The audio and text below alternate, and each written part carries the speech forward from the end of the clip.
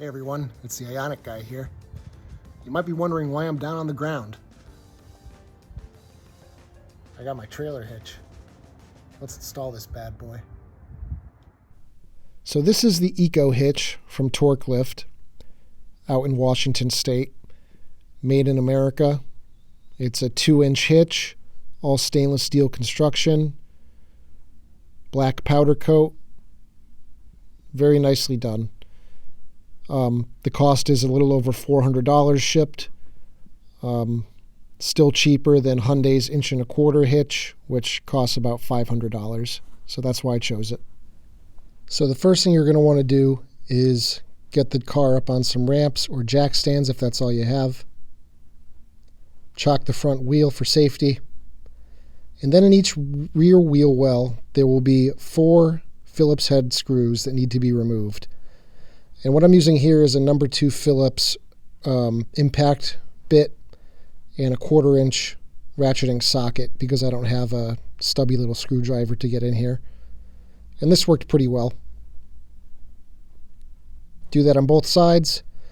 And then get under the back of the car and you're going to remove all 12 plastic rivets that hold that middle black plastic piece of trim in place. So a trim removal tool will be really useful here, but you can also get by with just a regular flathead screwdriver. But if you're going to do this, I would suggest getting a trim removal tool. It'll just make your life that much easier, and they're really cheap. I'll put a link in the description to the set that I use. So next thing, you're going to open the trunk and remove the 2 plastic covers that reside over the tail light assemblies. So you'll do that on both sides.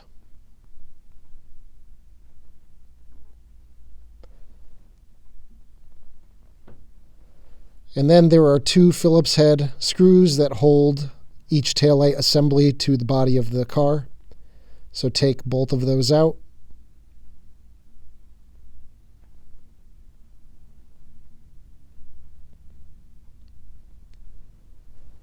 There's also a 3rd screw underneath those 2 that attaches the bumper to the frame of the car, so those also need to come out.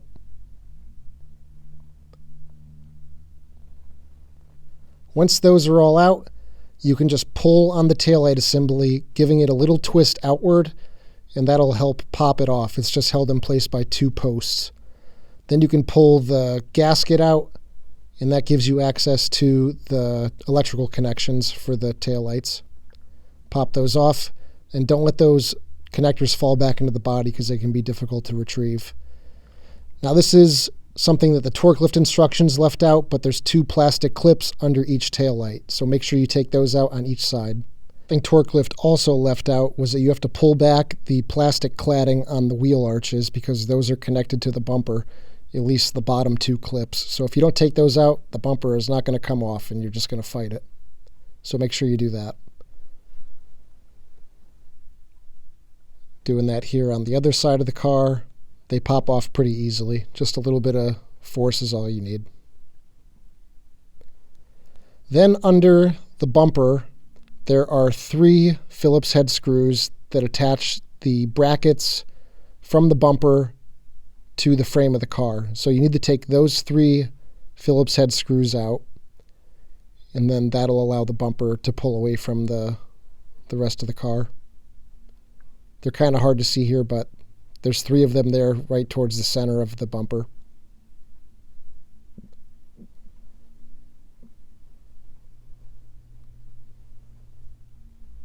And you can see once you get the screw out, if you just tug on the bumper cover a little bit, you'll see that it's free to pull away slightly.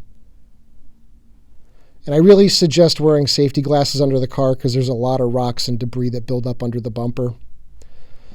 So here's the really fun part, and I'm being sarcastic because I've never taken a bumper off a car before, but this was really not an easy task. So I'll leave a link in the description to Hyundai's official directions for removing the bumper, but I didn't find them very useful here. So there's 3 or 4 clips that hold the bumper in right next to the charge port. And in retrospect, I should have done this differently. You need to kind of push the bumper towards the front of the car while also pulling it away. And that seems to release the clips. But you can also use a pry tool in there to try and pop the clips free. But either way, it wasn't easy and it wasn't fun. And I definitely broke a few clips in the process. I'll be perfectly honest about that. But after reassembling everything, the bumper seems pretty sturdy, so I'm not too overly concerned about it, but it was definitely a little stressful to start hearing chunks of plastic falling down from the inside of the bumper and hitting the ground. But I didn't find any major pieces, so it went better than I actually expected it to. I thought I was going to break a lot of stuff going into this project, but just with a little bit of persistence, just keep working your way down slowly and you'll eventually get all the clips free. So you can see that here I got most of the clips done and then they all popped out and then the bumper is just kind of free floating there.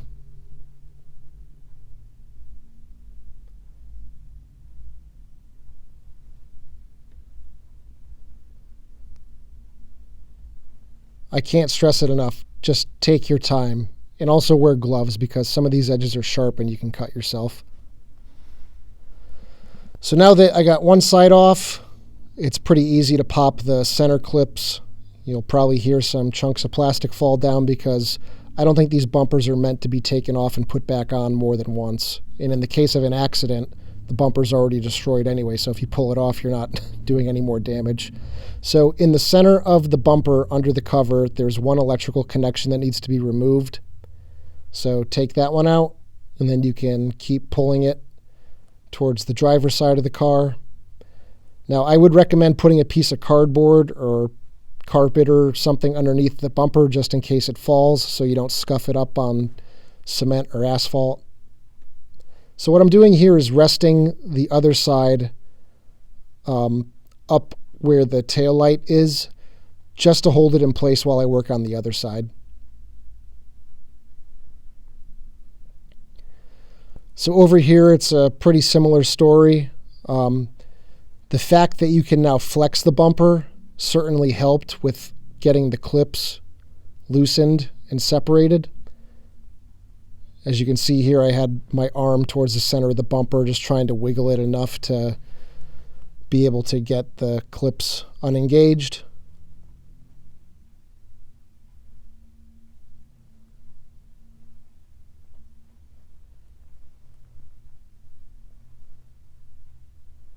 But this side was definitely a lot easier to get off than the first side because it's a really tight fit, as it should be.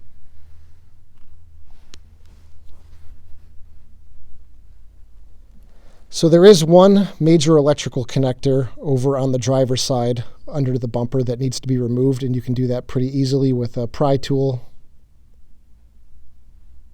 Now the bumper's off, and I'm just going to set that to the side. So for this installation, you need to remove this one center bracket for the bumper, and that's one number 2 Phillips screw. And you're not going to need this again, so set that to the side. So here's the 3 holes for the attachment of the hitch. And you can see here is the trailer hitch wiring harness that I installed several weeks ago that I had wire tied up under the car. So take your first bolt, slip on a lock washer, as you can see here. This is the silver lock washer that comes in the bag. Don't use the brass colored one. Another silver regular flat washer, and you're going to take your bracket, line it up with the holes, put the bolt through, and start tightening that in. Now you want to leave these nice and loose because it's going to allow you to insert the trailer hitch between the 2 brackets without too much trouble. So now you're going to be doing the same thing on the passenger side of the car. Just get all 3 bolts in there loosely. And the next step will be putting the hitch in place.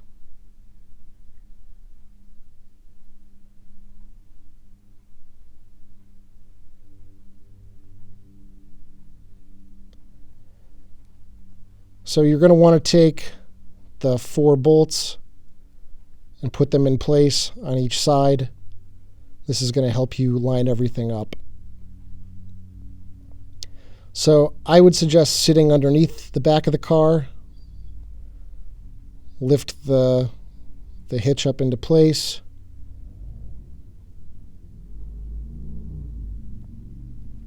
and that square opening accepts the square notch in the hitch itself, and you can kind of drop it and rest it on there as you line up the bolts and get those through. This really wasn't difficult at all. If you can lift 30 pounds, this is no problem.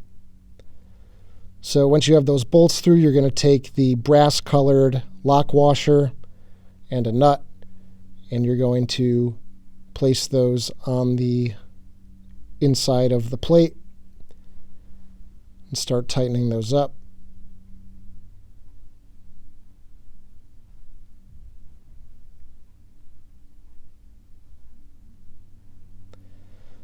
So using a torque wrench, you want to torque these bolts to 40 foot-pounds.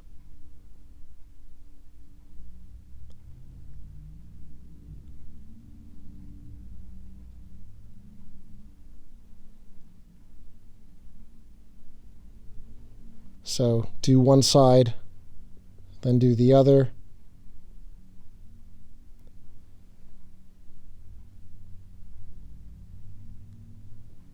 These are 3/4 inch bolts. So once you're done with those bolts, you can go up top and torque the upper bolts to 40 foot-pounds as well. Those are also 3/4 inch bolts.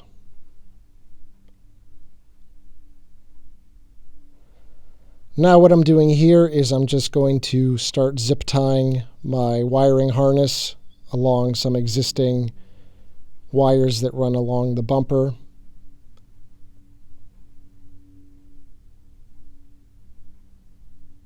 So I'm just going to zip tie this in probably 3 or 4 places along the way.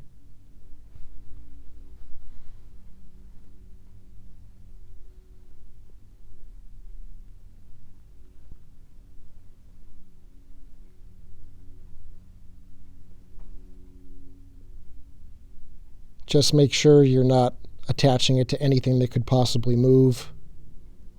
I don't think there's anything back here, but just a word of caution.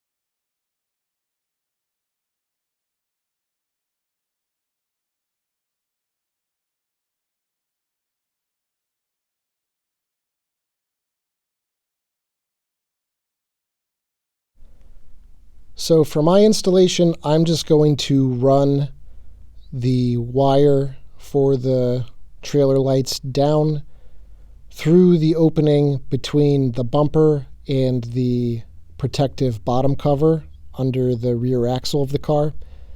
There's about a 1/2 inch gap that will be there when all's said and done. So I'm just going to feed it along that protective cover that's in place right now. And I'm just going to zip tie it to where the trailer chain's attached to the car. And that'll be good enough for now. I may end up getting one of those metal L brackets to permanently attach the 4-flat to the bumper, but I'm just going to leave it as is for now.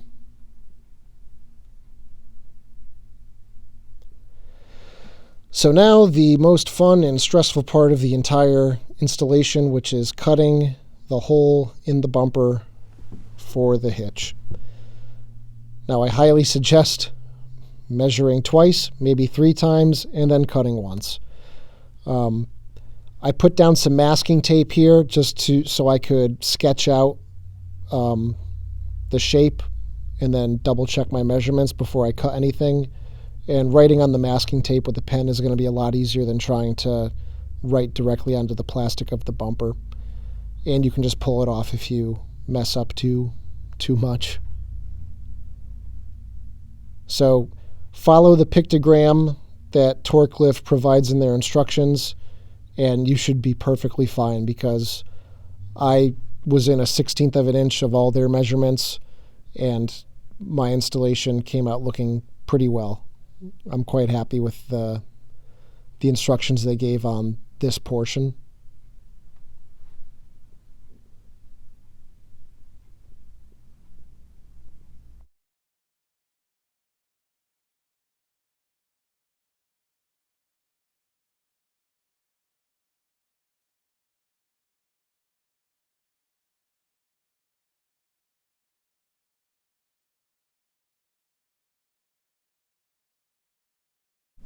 So now that I have all my marks in place, I'm going to connect the dots with a ruler here.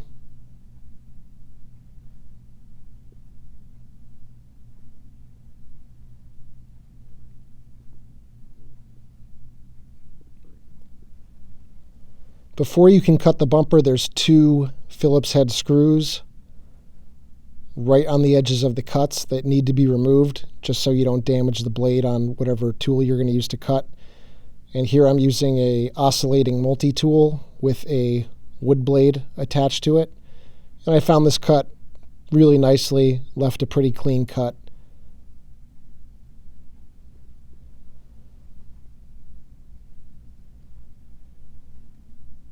So just gather the courage to cut the bumper, and I promise you'll be fine. Just take your time. I don't know what other tools I would really recommend here. If you only have a hacksaw, that could potentially work for several of the cuts, but then you would need something that you can rotate to get the perpendicular cuts, like a coping saw possibly. I wouldn't use a circular saw or a jigsaw. Maybe a Dremel, a cutoff tool with a cutoff wheel would work pretty well.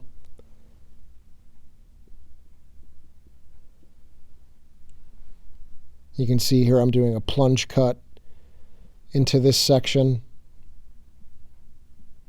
And that's what I like about the oscillating multi-tool, is you do have a lot of control.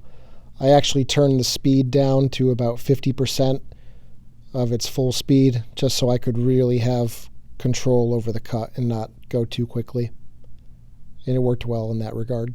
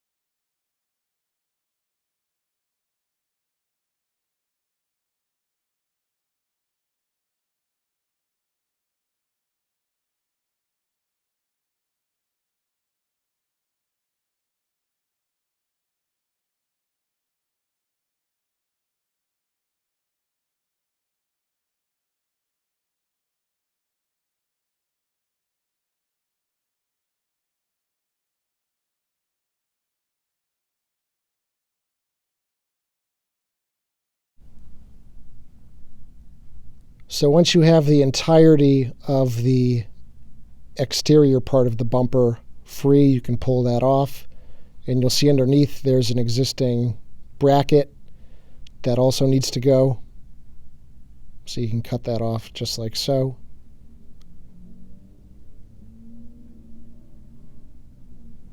And there's your opening.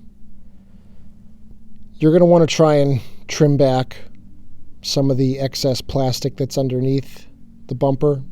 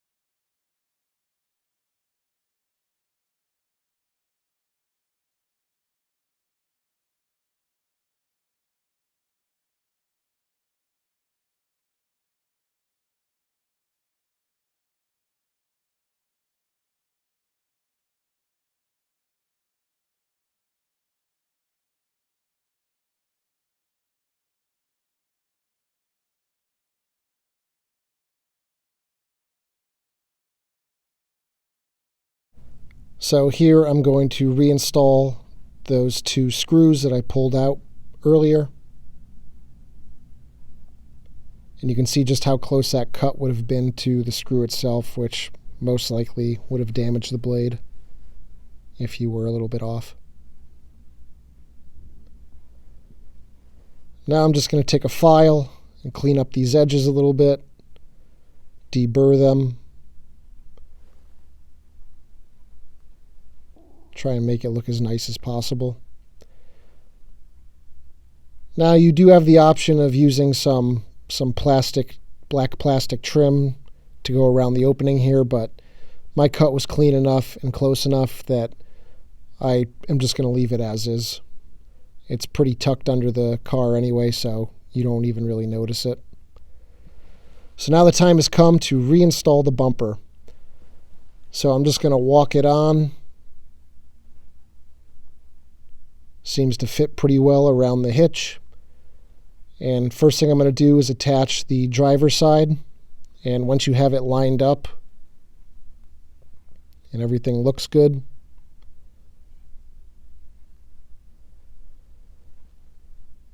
all you really have to do at that point is just go ahead and use your hand to pound the bumper onto those clips. And I'm putting in those top push clips underneath the headlights in place just to help hold it. Now I'm going to attach the wheel arch trim. A few pounds and that's on. So there's a couple clips towards the center of the trunk. Pound the back there against the car.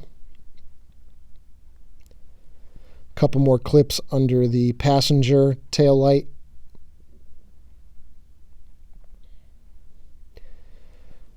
And then we'll do the same on the passenger side of the car.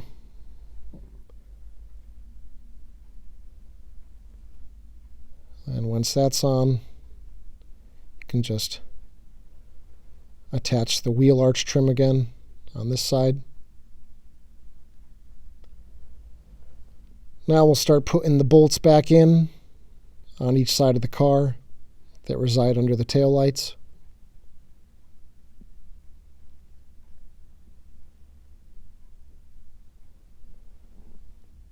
Attach your electrical connection for the taillight.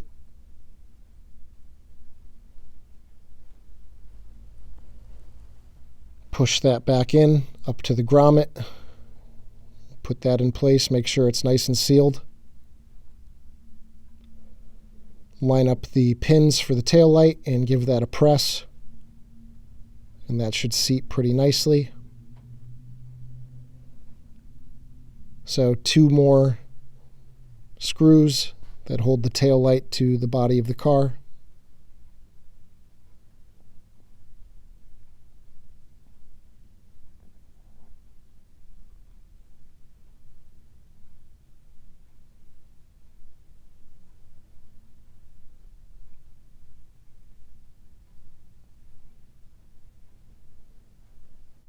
Then you're going to put the plastic trim piece back over the taillight. That just pops in place. And now you'll repeat the same process on the other side of the car.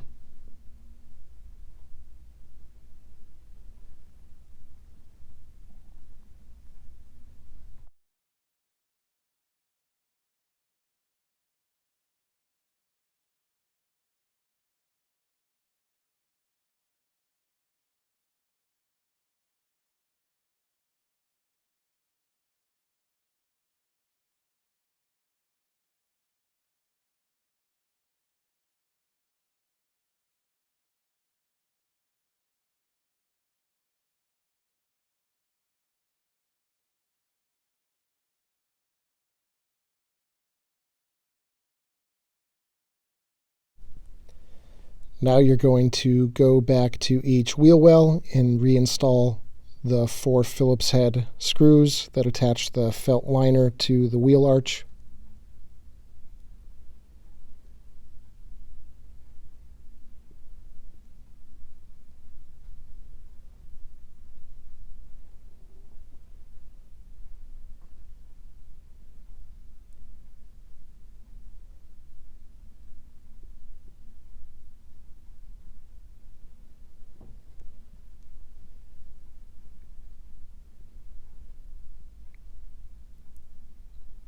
Repeat the same thing on the other side of the car. Now under the bumper, you're going to need to use a smaller Phillips head bit with a ratchet like this to install the 2 screws that attach the bumper to the bumper brackets.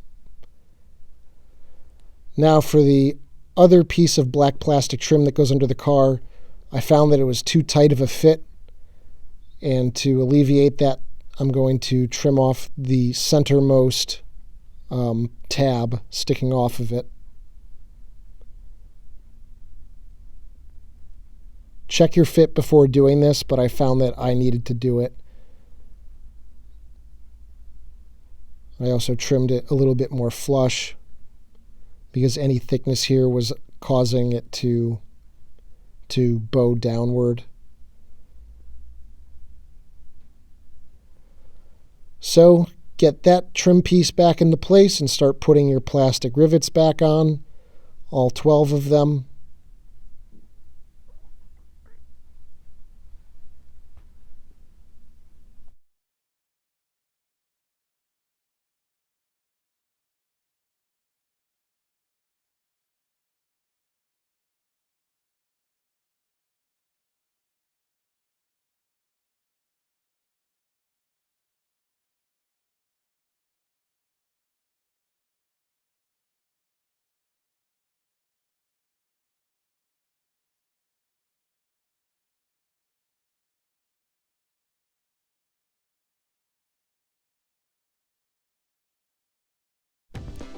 Congratulations!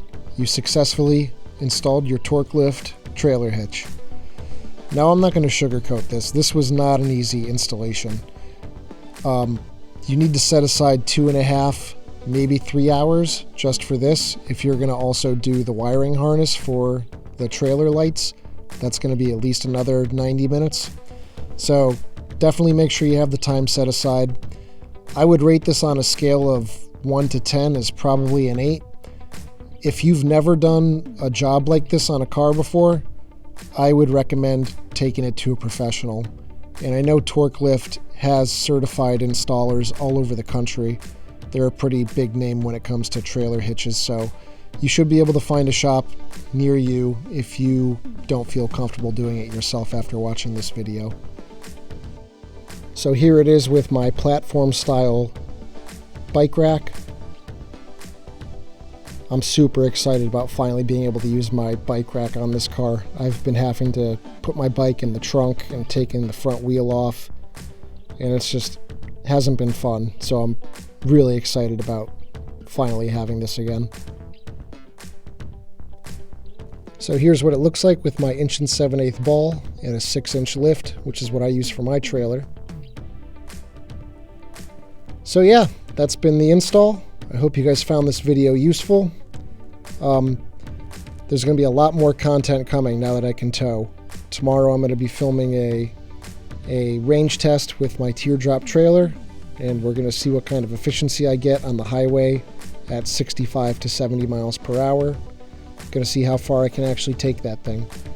If you have any questions or trouble, send me a message, send me a comment, and I'll try to get back to you and give you some help. But as always, if you like this video, hit the like button, subscribe if you haven't, and I'll see you guys in the next one. Take care, everybody.